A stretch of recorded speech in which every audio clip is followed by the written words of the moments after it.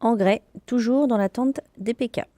La semaine passée a été particulièrement stable sur le marché des engrais, tant en commodité qu'en PK. Ces derniers sont attendus pour la morte saison qui ne devrait pas tarder à sortir du côté des producteurs. La solution azotée continue lentement sa remontée sur le marché des commodités.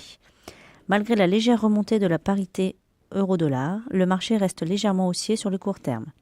Malgré la taxe anti-dumping, les marchés azotés sont orientés à la hausse face à la hausse de la demande sur le marché mondial.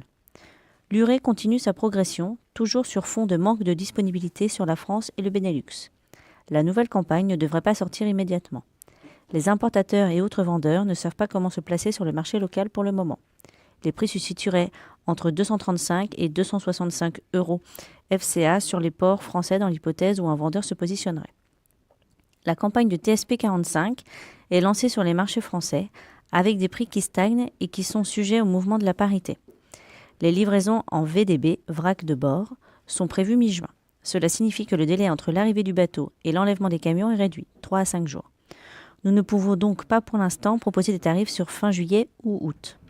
Les tarifs ne devraient pas tarder à sortir avec des entrées en magasin pour pouvoir proposer des livraisons post-moisson. Le chlorure de potasse ne bouge toujours pas sur l'ancienne campagne, comme sur la nouvelle.